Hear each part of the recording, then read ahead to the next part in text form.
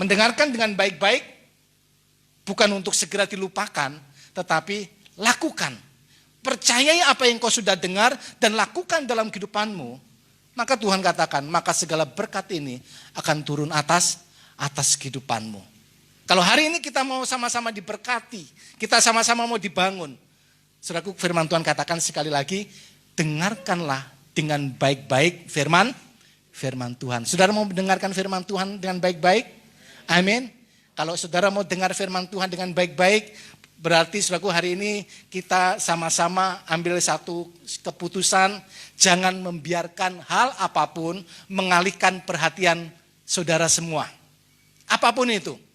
Ya, gadget, ya, HP ini saudaraku, ya, saudara boleh pakai HP, terus saudara buka Alkitab saudara, enggak apa-apa, tapi jangan lirik-lirik WA-nya dulu. Jangan kalau ada IG pesan masuk, enggak usah dilihat dulu. Nanti bisa. Karena percayalah saudaraku, saat saudara dengar firman Allah, ada iblis yang selalu berusaha untuk mengalihkan perhatian saudara. Dia mau curi itu. Dia mau alihkan perhatian saudara, jangan sampai engkau mengerti firman Tuhan. Karena bahaya. Kalau orang Kristen tahu kebenaran, orang Kristen hidup dalam kebenaran, itu bahaya. Bahaya sekali bagi iblis. Karena itu dia akan selalu berusaha. Untuk apa? Mengalihkan perhatian. Saudara nggak akan tenang duduk, aduh kok lama sekali ya khotbahnya, aduh sudah capek, keluar masuk. Itu adalah pekerjaan daripada si jahat. Untuk mengalihkan perhatian saudara. Hari ini ambil waktu bersama-sama, saudaraku, saya nggak akan lama. Kalau terlalu lama bisa diingatkan. Kadang-kadang pendeta ini bahayanya, saudaraku, kalau sudah dikasih mic, ya susah ngasihkan kembali. Saudaraku. Ya, jadi bisa diingatkan. Saya hari ini mau bicara tentang peperangan rohani. Coba sama-sama katakan peperangan rohani. Peperangan rohani. Nah, kita mau belajar akan hal ini. Inilah yang seringkali tidak disadari dalam hidup kekristenan, bahwa kita ini ada di dalam peperangan. Sebelum kita masuk dalam ayat-ayat firman Tuhan, saya mau sampaikan, saudaraku, saya mau tanya akan beberapa hal. Yang pertama, yang saudara tahu nggak kenapa ya seringkali di dalam hidup kekristenan kita, kerohanian kita ini naik turun. Saudara pernah ngerasain enggak bahwa kerohanian kita naik turun? Ada sesaat, wah kita begitu semangat, ya. Kalau nggak salah tadi ya WL Mbak Reni ya. Ya, saya dengar karena tadi waktu nyanyi Reni, ya wis berarti namanya Reni, tahu lah. Paling najar sendiri. Semangat. Mungkin satu saat hari ini semangat begitu luar biasa, api-api begitu luar biasa bisa memiliki semangat. Tapi Mbak Reni pernah nggak menghadapi satu situasi, tahu-tahu gairah rasanya males, ya, drop turun, ya. Rasanya aduh sudah melayani rasanya aduh semangatnya turun, saudaraku, ya. Semangatnya banyak orang Kristen dalam hidupnya mengalami situasi seperti ini. Sesaat sih bisa semangat, bergairah, tapi satu saat tahu-tahu lemes, tahu-tahu nggak bergairah. Demikian juga dalam satu hubungan. Dalam satu hubungan, satu saat kita ini bisa, saudaraku, ya, begitu baik. Ya. Kalau saya ini sering, kalau ke Madiun, kalau keluar lah, lewat Mojokerto, saya pulangnya, saya mesti mampir ke Depot Anglo. Kalau saudara belum tahu, di depan, bosnya ada di sini, saudaraku, ya, yang punya Depot Anglo. Kalau saya mampir, saya makan di sana. Supri ini orangnya baik hati, saudaraku. Selalu saya dikasih diskon sama Supri. Gak usah, Pri. Gak apa-apa, Pak. Hatinya seneng. Ya, puji Tuhan. Waktu Supri kasih saya diskon, saudaraku, ya. Waduh, Pri, makanan masakanmu enak. Gak tahu nanti nih, Pri. Kalau satu saat saya ke sana lalu kamu gak kasih diskon. Mungkin tahu-tahu saya bisa berubah. Oh boy, panganan yang ngene iki, larang iram, rasane yang ngene iki. Bisa enggak demikian? Bisa. Situasi-situasi seperti itu seringkali terjadi. Ketika kita baik dalam hubungan jemaat Tuhan, kita baik, wah kita kalau ngomong tentang si A ataupun si B, rasa-rasanya kita membanggakan dia. Coba satu saat ketika ada clash sedikit, ya, lupa yang baik, weleke metu kabeh. Gak keadaan ini seringkali terjadi. Demikian juga dalam dalam kehidupan kita. Tadi saya katakan sukacita, tahu ya turun lagi ya. Dan tidak sedikit juga dalam kehidupan orang Kristen. Berarti kan ada orang-orang yang dengan bangga dia memelihara kemarahan.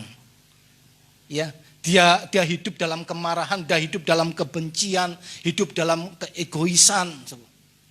Kenapa banyak terjadi yang demikian? Orang-orang yang demikian, seolah-olah saudaraku yang memelihara hidupnya itu seperti itu. Banyak orang juga kehidupannya naik turun. Nah, hari ini saya mau ajak saudara belajar, apa sih yang menyebabkan semuanya ini?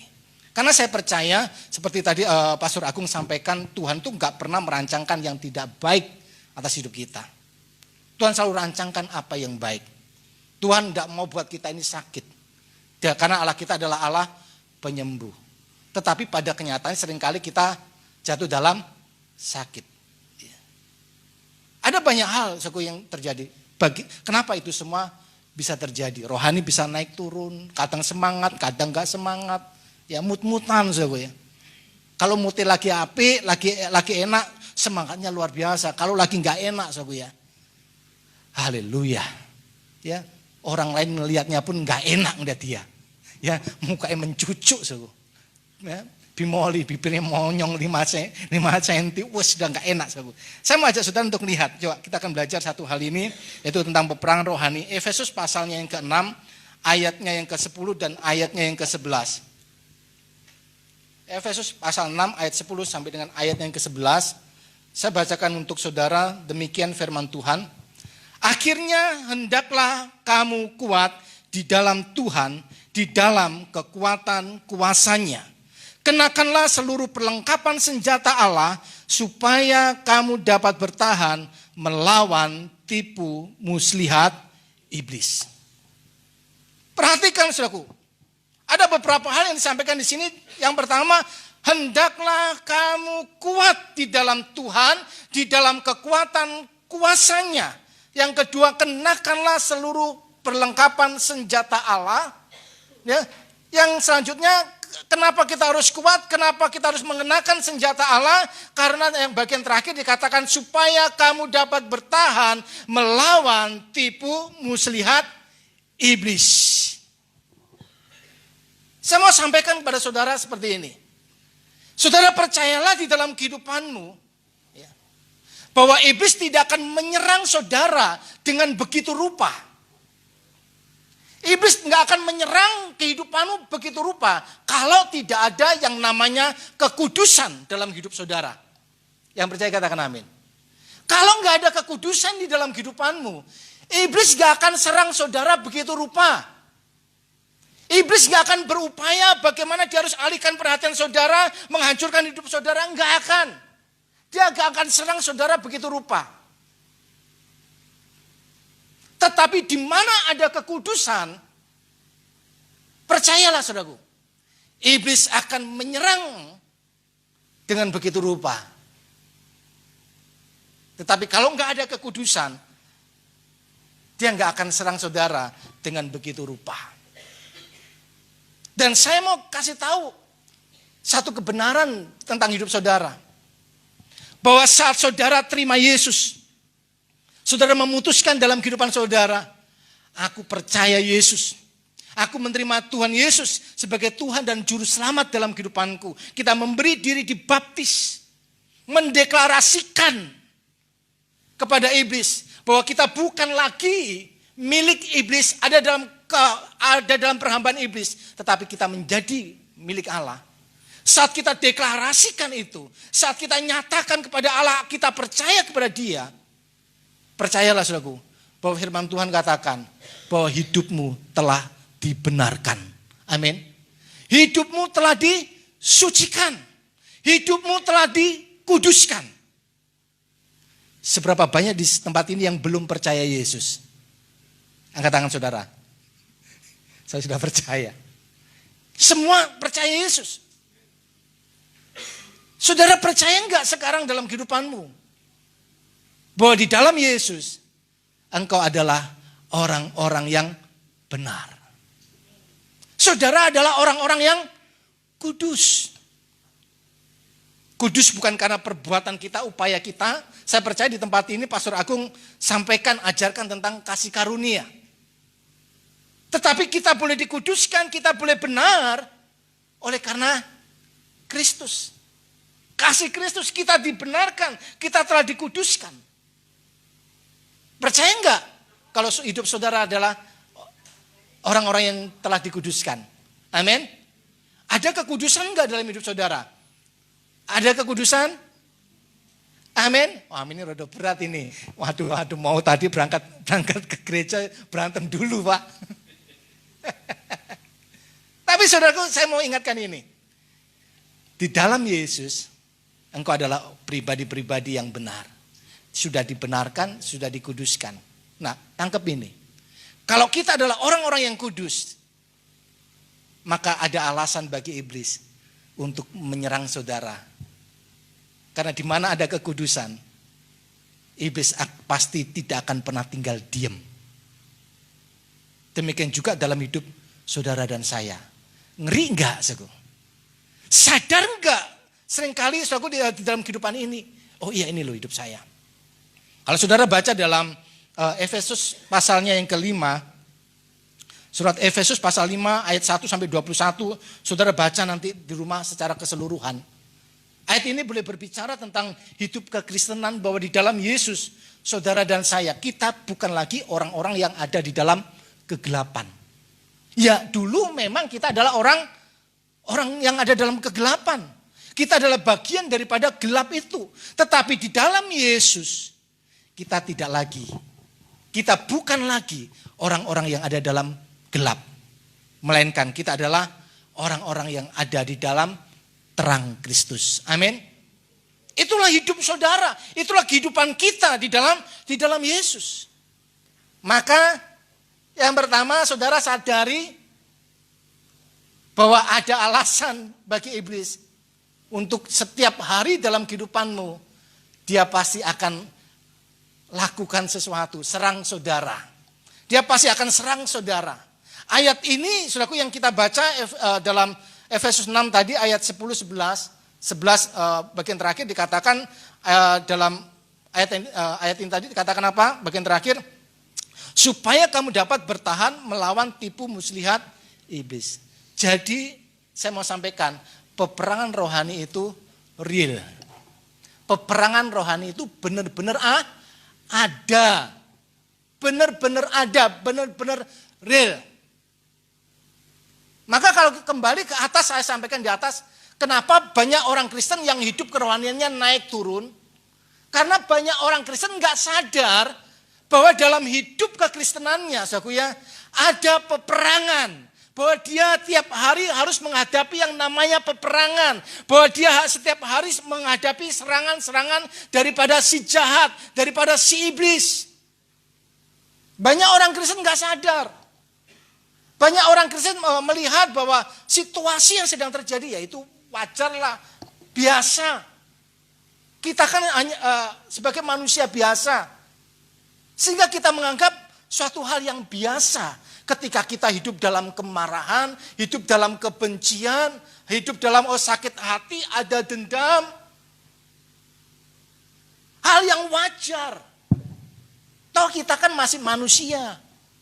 Saudara, iblis katakan apa? Dengan tipu muslihatnya, dengan tipu dayanya, dia akan berusaha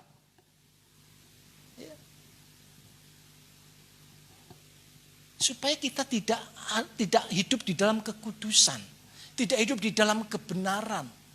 Karena saat kita tidak dalam kekudusan, tidak dalam kebenaran, di sanalah iblis akan bisa ngerjain hidup kita. Dan bahkan bisa menjauhkan kita daripada kasih Kristus dan membuat kita gagal mengalami Yesus secara pribadi. Masalah terbesar dalam hidup kekristenan bukanlah masalah saudara nggak punya duit, bukanlah masalah ketika saudara sakit kok nggak sembuh-sembuh, atau hal-hal yang lain. Mungkin saudara punya masalahnya masing-masing. Saya percaya setiap saudara punya masalahnya. Tetapi saya mau sampaikan, masalah apapun yang saudara sedang hadapi hari-hari ini, itu bukanlah masalah terbesarmu. Karena kalau untuk itu semua, apapun itu, masalah duit, masalah kesehatan dan sebagainya, bukankah masih ada Tuhan yang ada dalam kehidupan kita? Ada Tuhan yang siap untuk menolong kita. Ada Tuhan yang akan mengerjakan segala sesuatu untuk mendatangkan kebaikan. Amin. Masih ada Tuhan. Masalah duit masih ada Tuhan. Kesehatan masih ada Tuhan. Tetapi masalah terbesar bagi orang Kristen, ketika orang Kristen menjadi lemah dan putus asa. Apa yang bisa dibuat orang yang kalau sudah lemah, kalau sudah putus asa? Dia nggak bisa buat apa-apa. Nggak bisa buat apa-apa. Maka di sanalah kehancuran akan terjadi. Dan upaya iblis, dia akan hancurkan. Dia akan kerja di sini. Makanya ayat 10 bagian A dikatakan, hendaklah kamu kuat. Karena peperangan itu real, benar-benar ada. Bahwa iblis selalu, saudaraku ya, berkeliling setiap hari. Melihat mangsanya, cari mangsa. Cari orang-orang yang ada dalam kebenaran. Orang-orang yang ada dalam kekudusan. Dia mau serang. Maka diingatkan di sini, hendaklah kamu kuat. Kuat bukan dalam kekuatan sendiri, tetapi kuat di dalam Tuhan yang pertama. Yang kedua, kenakanlah seluruh selengkap senjata Allah. Supaya kamu bisa bertahan. Engkau harus kuat. Engkau harus kenakan selengkap senjata Allah. Karena memang ada serangan iblis melalui tipu dayanya, tipu muslihatnya. Satu tipuan yang diatur sedemikian rupa sehingga orang itu bisa mempercayai. Karena tipu dayanya lah Hawa bisa mempercayai apa yang disampaikan oleh si ular itu, yaitu si iblis. Liciknya dia, dia memutar balik tipu muslihat, tipu daya. Dia memutar balik kebenaran. Sampai benar-benar orang itu bisa mempercayai. Ini adalah pekerjaan daripada si iblis. Dan untuk menghadapi serangan iblis, tipu daya iblis, saudara tidak bisa hadapi itu dengan kekuatan sendiri. Dikatakan, hadapilah dengan kekuatan, kuasanya, kuasa Tuhan, dengan kuasa Tuhan, dengan mengenakan selengkap senjata Allah. Inilah yang harus terjadi di dalam hidup daripada orang-orang percaya, melawan tipu muslihat iblis. Inilah yang disebut sebagai peperangan rohani. Ini yang disebut sebagai peperangan rohani. Ya. Melawan segala tipu muslihat daripada iblis. Lalu pertanyaannya, di manakah medan perangnya? Pak, kalau peperangan pasti ada medan perangnya.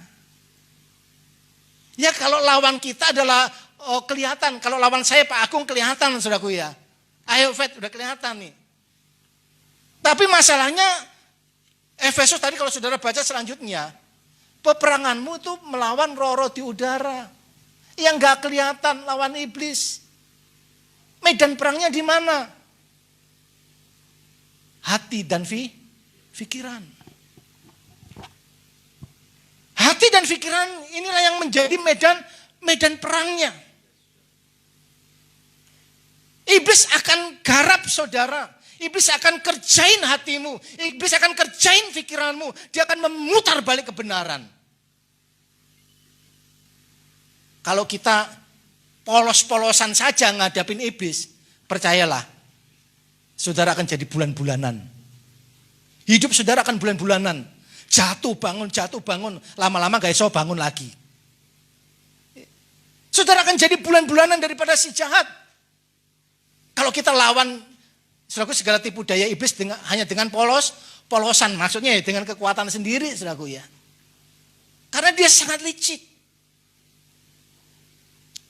Saya ajak saudara untuk lihat coba beberapa ayat kebenaran firman Tuhan. 2 Korintus 11. 2 Korintus pasal yang ke-11. Ayatnya yang ketiga. Saya akan bacakan. Tetapi aku takut kalau pikiran kamu disesatkan dari kesetiaan kamu yang sejati kepada Kristus. Sama seperti Hawa diperdayakan oleh ular itu dengan kelicikannya. Jadi medan perangnya di mana? Di pikiran. Ya, kalau pikiran kamu disesatkan dari kesetiaan kamu yang sejati kepada Kristus. Ini adalah upaya iblis. Tipu dayanya akan membuat saudara, akan membawa saudara berbalik dari Kristus. Yang akan membuat saudara berubah, tidak lagi setia. Tidak lagi percaya. Ini adalah tipu daya si iblis. Selanjutnya, 2 Tesalonika pasal 3 ayatnya yang ketiga. 2 Tesalonika pasal 3 ayatnya yang ketiga. Tetapi Tuhan adalah setia. Ia akan menguatkan hatimu dan memelihara kamu terhadap yang jahat. Hatimu. Iblis akan kerjain hatimu. Supaya hatimu jahat. Hatimu tidak lagi ada pelihara kebenaran. Jaga kebenaran. 1 Tesalonika 3 ayatnya yang ke-13. Kiranya dia menguatkan hatimu supaya tak bercacat dan kudus. Ya, perhatikan, kiranya dia, yaitu Yesus, menguatkan hatimu supaya tak bercacat dan kudus di hadapan Allah dan Bapa kita pada waktu kedatangan Yesus Tuhan kita dengan semua orang kudusnya.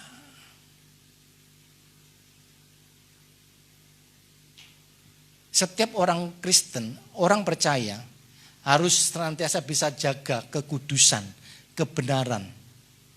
Kalau Kristus oleh karena kasih-Nya telah membenarkan kita, menguduskan kita, maka kita harus dengan baik-baik jaga kebenaran itu, jaga kekudusan itu. Ya. Kalau iblis berupaya mengalihkan perhatian, kalau iblis berupaya untuk selakunya dengan segala tipu muslihatnya untuk supaya kita keluar daripada kekudusan itu, saudara, jangan tinggal diem hari-hari ini. Jangan pasrah saja. Hidup ini ada di dalam peperangan. Amin. Ketika kau mulai merasakan pikiranmu, hatimu kok seperti ini. Saudara, jangan tinggal diem. Jadilah kuat dan kenakanlah selengkap senjata Allah. Jadilah kuat dalam kekuatan kuasanya.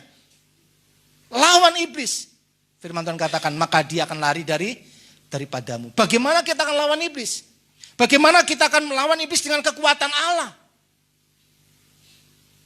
Dengan selengkap senjata Allah.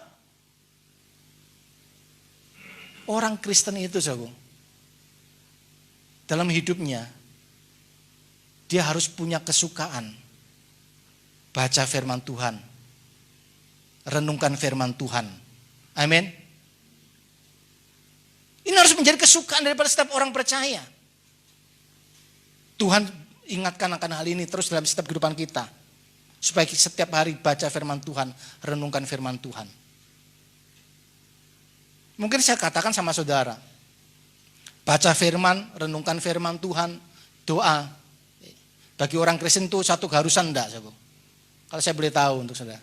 Harus enggak kita baca firman Tuhan? Satu keharusan bukan? Harus ya. Saudara tahu enggak ketika kita melakukan sesuatu oleh karena satu keharusan. Karena keharusan kita mengerjakan sesuatu. Katakanlah saya ini harus setiap hari baca firman Tuhan. Yes, karena harus baca firman Tuhan. Bisa enggak? Ya pokoknya saya bangun pagi, pokoknya saya baca firman Tuhan. Tanpa saya ngerti, pokoknya penting saya sudah baca. Penting sudah baca lah. Kasih Kristus adalah dasar hidup suami istri. Tunduklah seorang kepada yang lain di dalam takut akan Kristus. Selesai. Yang penting saya sudah baca.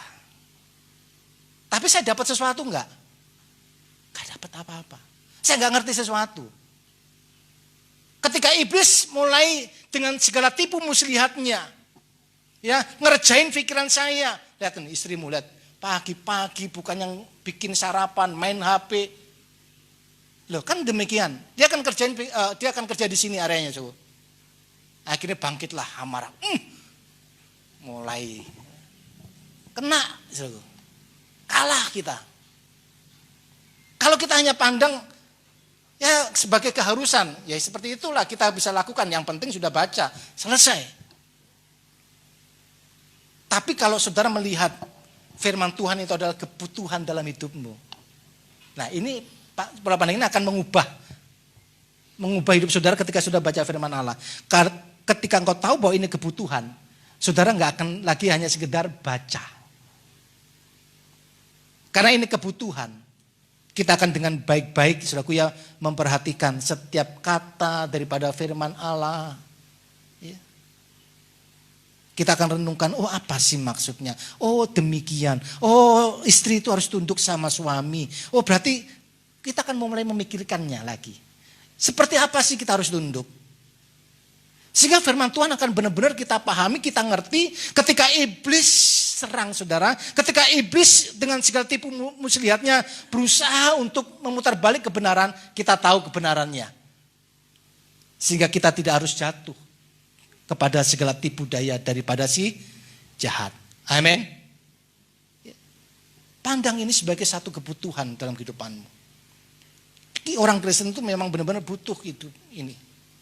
Yesus sendiri katakan, manusia hidup tidak hanya dari roti saja, bukan hanya dari makanan saja, tetapi juga dari firman Tuhan. Ini adalah kebutuhan. Saya sampaikan sama anak-anak saya demikian. Saya selalu katakan nggak haruskan mereka, kalau mereka apa? Segera melupakan itu. Lalu kalau hanya demikian, bagaimanakah kita akan menjadi kuat? Bagaimana kita akan menjadi pemenang ketika melawan segala tipu muslihat si jahat? Haleluya, 9:30.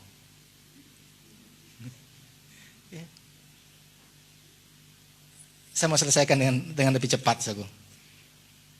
Ada 4 hal upaya iblis. Supaya setiap kita ini tahu, supaya hari-hari ini jangan sampai kita ini ya terjerat kepada segala tipu daya daripada si iblis. Supaya kita bisa lawan. Kekuatan Tuhan adalah firman Allah. Salah satu selengkap senjata Allah adalah firman. Dengan firman Tuhan inilah kita bisa melakukan penyerangan, amunisi kita itu ini. Ingat, pedang roh. Firman Allah. Ketika Yesus di padang gurun, setelah puasa 40 hari, 40 malam, dicobai iblis. Yesus bisa bertahan, bahkan serang iblis dengan firman Tuhan. Firman Tuhan. Ya, kita harus menjadi perhatian khusus di dalam setiap kehidupan kita. Ada beberapa hal, upaya iblis, saudaraku ya, tipu daya daripada si iblis dalam kehidupan daripada orang-orang percaya. Nah, kita harus sadari akan hal ini supaya kita jangan sampai terjerat, saudaraku ya.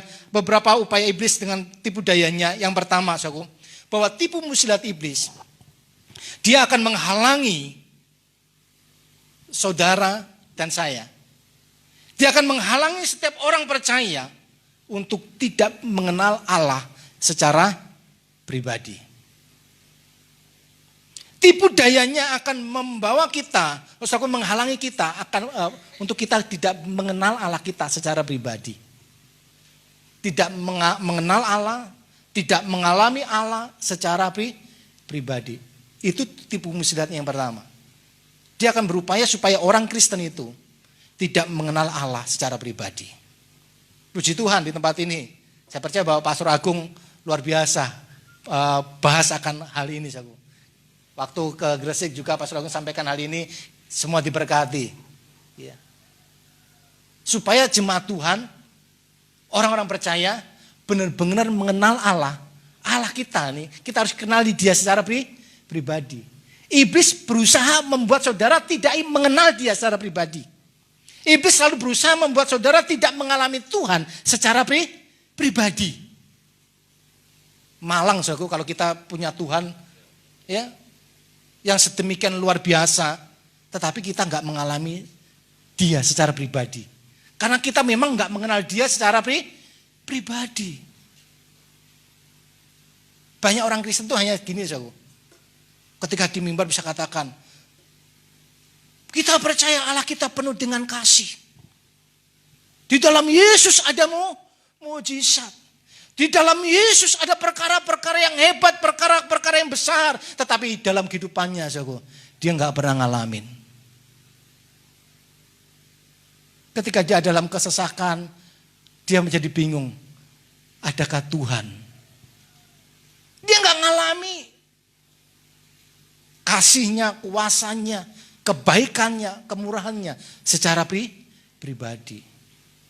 Orang Kristen itu perlu bisa melihat, perlu peka dengan Tuhan. Makanya Daud ya dalam Pemazmur dikatakan apa, saudara? Setiap hari kita ini harus bisa melihat kebaikan Tuhan. Hitung berkat-berkat Tuhan. Supaya kita tahu bahwa oh iya, ini semua karena kasih Tuhan, kebaikan Tuhan.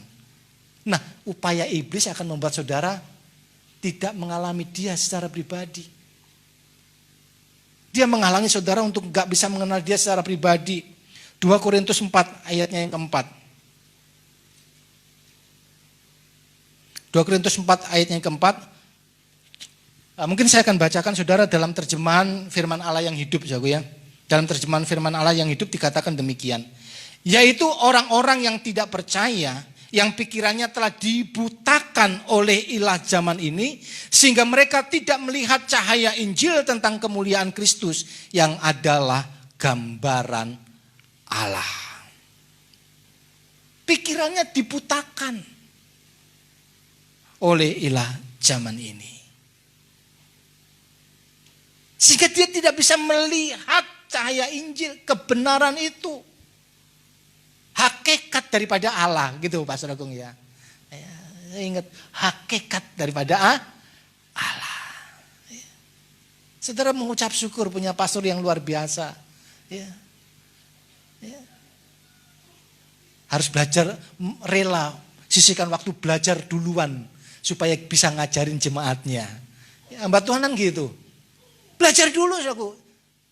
Jangan anggap wah semua tuh langsung ngerti dengan sendirinya, wah sudah hebat. Enggak, saudaraku. Belajar dulu. Yang waduh enggak ngerti ini, saudaraku. Mau belajar dulu. Doa dulu, belajar dulu. Oh, tahu, ngajarin ke jemaatnya. Ingat, ini adalah upaya iblis. Yang kedua, kalau yang pertama dia akan menghalangi ya pengenalan akan Allah, yang kedua dia akan menghalangi keinginan untuk apa? Bertobat. Dia akan menghalangi seseorang, orang-orang yang percaya, ketika dia jatuh dalam dosa, dia mulai jauh daripada Allah. Nah, dia akan berusaha untuk apa? Bagaimana dia tidak bertobat. Salah satunya lah, contohnya hal yang sering kali terjadi. Ketika saudara marah sama orang lain, ada orang yang berlaku tidak baik sama saudara, saudara marah, saudara benci. Nah, iblis akan membuat saudara apa? Saudara tidak akan mengampuni dia. Simple. Dia akan terus ganggu hatimu, pikiranmu. Dia akan katakan, orang modelnya kayak gitu itu enggak layak untuk diampuni. Orang modelnya kayak begitu itu harus dikerjain. Pembalasan lebih kejam. Itu adalah pekerjaan daripada si jahat. Dia akan putar balik kebenaran. Kebenarannya ampuni, kasihi. Tapi iblis akan katakan apa? Kenaan modelnya kayak begitu kalau diampuni. Kenaan, kerjain dulu baru nanti. Kan gitu. Supaya kita nggak segera bertobat. Dia akan halangi kita. Jangan sampai bertobat. Kalau kita adalah orang-orang yang mungkin saat ini ada kemarahan. Saudara segeralah ambil keputusan sikap. Saya mau mengampuni. Lepaskan pengampunan. Amin. Yang ketiga. Supaya cepat selesai. Haleluya. Ya. Nanti kalau terlalu banyak juga. Opo mau lali kabeh. Makanya kenapa saudara kita di gereja ini mengajarkan supaya sampaikan firman Tuhan jangan terlalu lama. Kakean api, iso api sih kakean. Bagus luar biasa. Iya, apa? Embuh. Ya. Lupa saudara. Ya. Yang ketiga. Ini hanya cuk aja saudara ya. Yang ketiga, tipu daya iblis akan membuat dalam hidup kekristenan, dalam hidup orang percaya, dia akan membangkitkan kesombongan. Itu tipu dayanya. Dia akan membuat orang-orang percaya ada dalam kesombongan. Terlalu mungkin akan bangga dengan kekuatan sendiri. Dia akan membangkitkan kepercayaan diri yang terlalu berlebihan. Dia akan membangkitkan kesombongan. 1 Tawarik 21 ayat 1, coba kita lihat. 1 Tawarik 21 ayat 1. Nah, kalau sudah nanti bisa baca ya, secara keseluruhan ya cerita ini sepenuhnya di rumah. Tetapi ayat 1 dikatakan demikian. Iblis bangkit melawan orang Israel. Dan apa yang dia lakukan? Untuk melawan orang Israel, menghancurkan orang Israel. Ya. Untuk mengalahkan Daud, apa yang iblis lakukan? Yaitu iblis membujuk Daud untuk menghitung orang Israel. Sebelumnya semua aman-aman. Sebelumnya semua baik.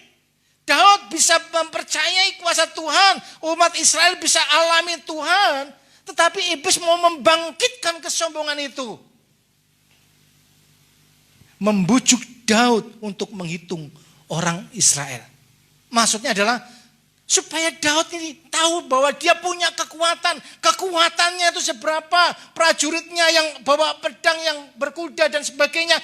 Wow, ternyata dia punya kekuatan. Dia mau bangkitkan kesombongan itu. Dan dalam cerita ini, Tuhan tidak berkenan. Kalau saudara terlalu membanggakan dengan uang yang saudara punya, kekayaan yang saudara punya, dan saudara merasa aman. Oh, aman lah. Karena apa? Tabunganku si akeh. Aman.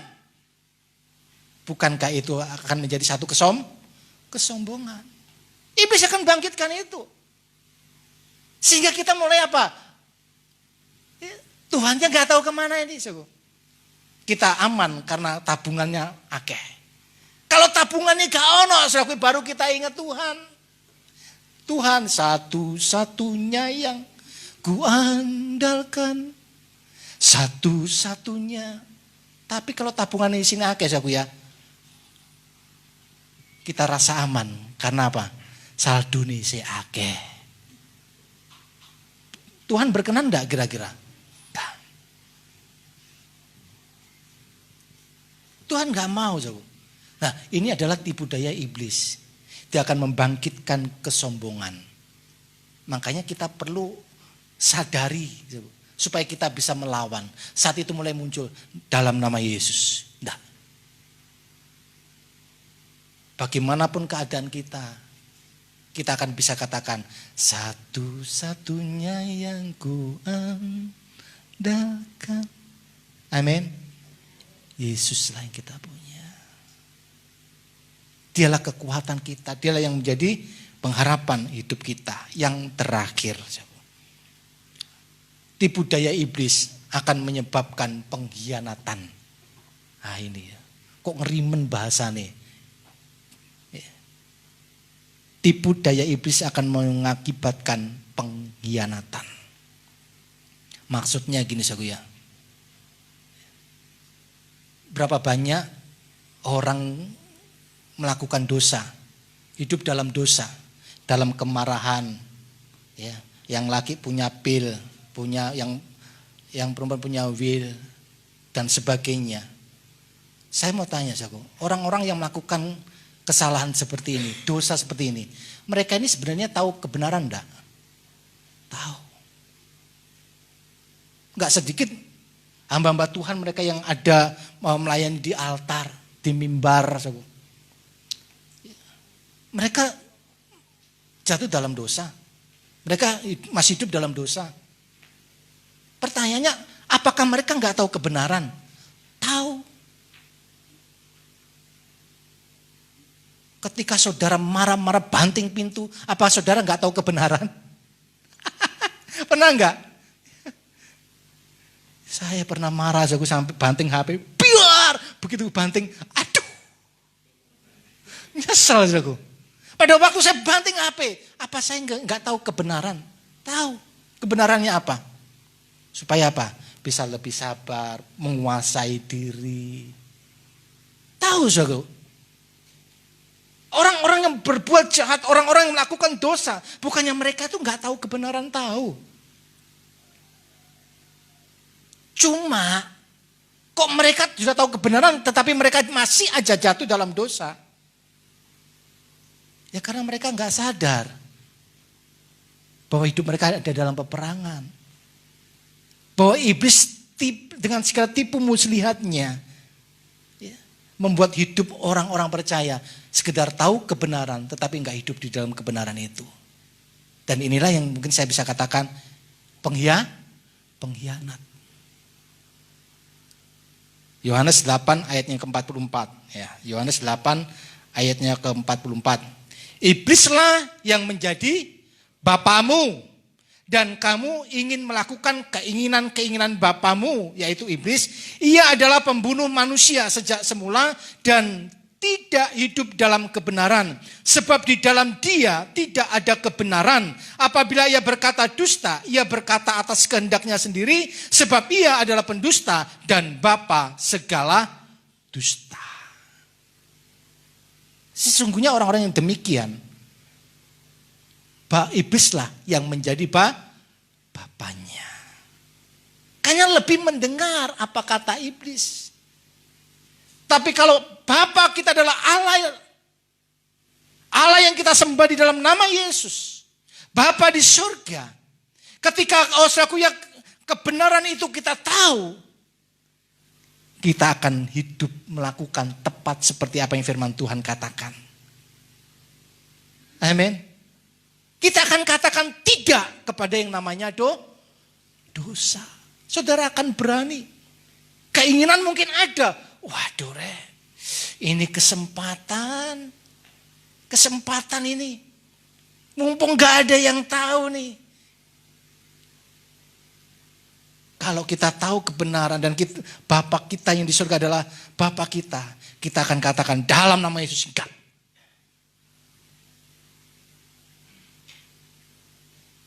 Kesempatan apa? Ya mungkin banyak kesempatannya.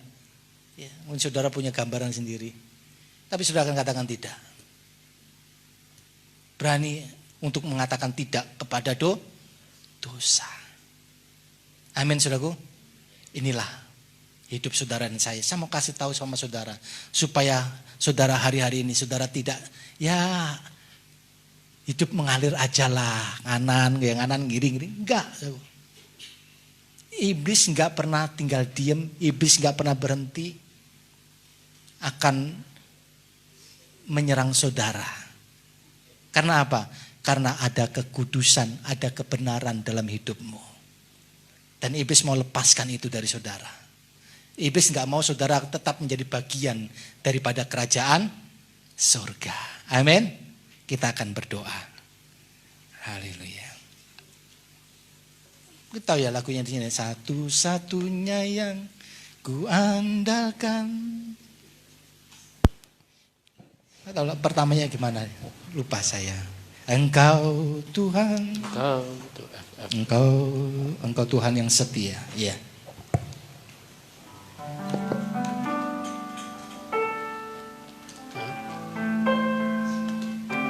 Saudara, kita akan nyanyikan pujian ini bukan sekedar bernyanyi. Saya mau sampaikan bahwa pujian apapun ketika saudara sedang memuji Tuhan, pujian ini nggak sama dengan lagu-lagu dunia. Puji-pujian yang kita nyanyikan di tempat ini semua adalah firman Tuhan. Amin. Yes. Semua diambil dari firman Allah. Ini adalah perkataan-perkataan firman Allah. Jadi adalah hal yang sangat saudara rugi kalau kita hanya sekedar bernyanyi. Hanya sekedar menikmati musiknya, menikmati suasananya. Karena nggak akan memberikan dampak apa-apa. Tetapi harus saudara nyanyikan setiap pujian sebagai pernyataan iman dalam kehidupanmu. Inilah pernyataan sesungguhnya dalam hidupmu. Kalau engkau hari ini kita akan katakan, Yesus Tuhan Engkau yang setia. Karena memang benar-benar inilah yang kita percayai dalam hidup kita. Ini akan lebih berguna bagi hidupmu. Amin. Saya hari ini ajak saudara naikkan pujian ini. Bukan sekedar bernyanyi, tetapi dengan iman. Saudara nyatakan ini di hadapan Tuhan. Saya ajak saudara benar-benar nyatakan ini kepada Dia. Jangan pusingkan orang-orang kanan kirimu. Tetapi secara pribadi hari ini, pujilah Dia. Daud katakan, hai jiwaku pujilah Tuhan. Hari ini bersama-sama katakan, hai jiwaku pujilah Tuhan. Pujilah Tuhan. Haleluya, haleluya. Engkau Tuhan yang setia. Amin. Waktumu selalu yang terbaik. Amin. Engkau Tuhan sandaranku, dan ku hanya kan berharap padamu. Sekali lagi dari awal katakan, Engkau Tuhan yang setia. Lord Jesus. Waktumu selalu yang terbaik. Engkau Tuhan sandaranku. Amin. Dan ku hanya kan berharap pada. Katakan di dalam nama Yesus. Dengan iman nyatakan satu-satunya. Yes. Inilah iman kami Tuhan. Inilah hati kami di hadapan-Mu. Bawa atas hidup kami. Engkaulah Tuhan satu-satunya yang ku percaya. Engkaulah Tuhan sumber kekuatan. Engkau sumber pengharapan. Haleluya. Satu-satunya yang ku andalkan. Oh yes, benar Tuhan, di dalam nama Yesus. Satunya yang ku percaya. Engkau sumber. Amin. Haleluya. Tuhan penyembuhku. Amin. Tuhan pemulihku. Singer, worship leader naikkan pujian ini. Saya ajak saudara hari ini ambil waktu. Setiap pribadi selidiki hatimu. Hari ini Tuhan telah berbicara dalam hidupmu. Bahwa iblis dengan segala tipu dayanya akan menjerat hidupmu, akan melepaskan engkau daripada kasih-Nya.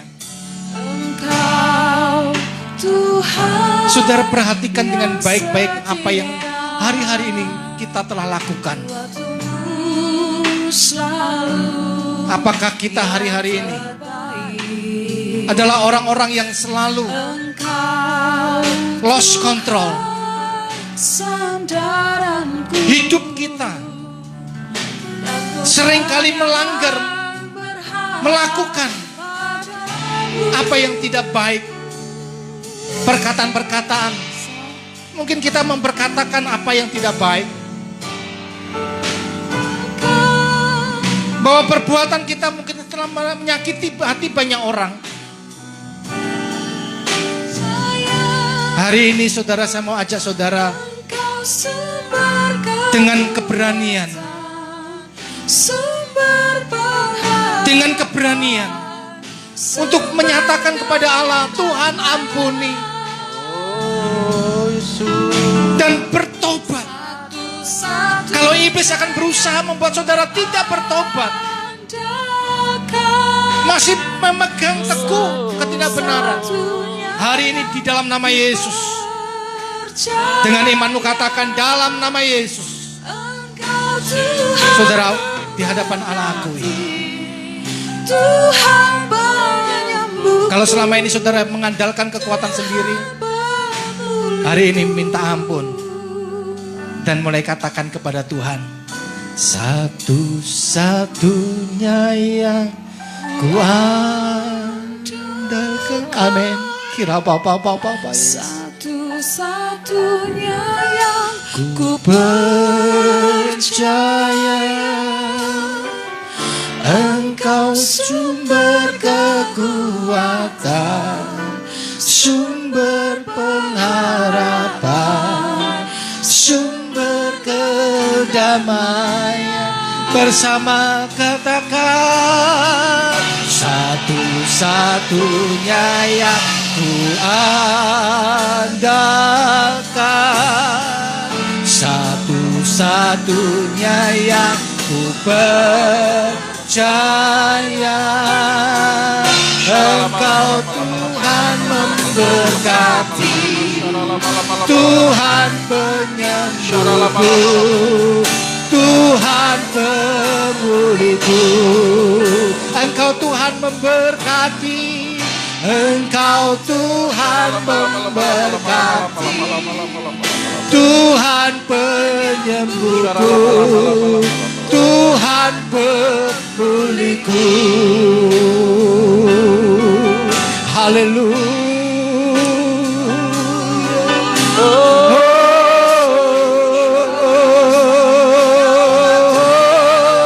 Tuhan pemulih, Tuhan penyembuh, Tuhan memberkati.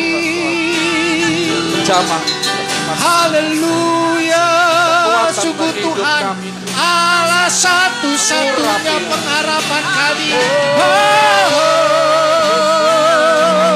Haleluya. Haleluya. Oh kita baba ya la la la la.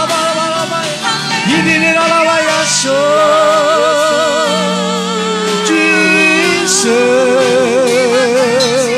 Terpujilah namamu Tuhan. Kami mengucap syukur di hadapan-Mu. Haleluya. Terpujilah Engkau ya Allah. Haleluya.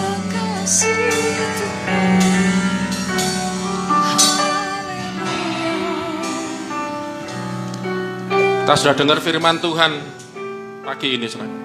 Akhirnya hendaklah kamu kuat di dalam Tuhan, di dalam kekuatan kuasanya.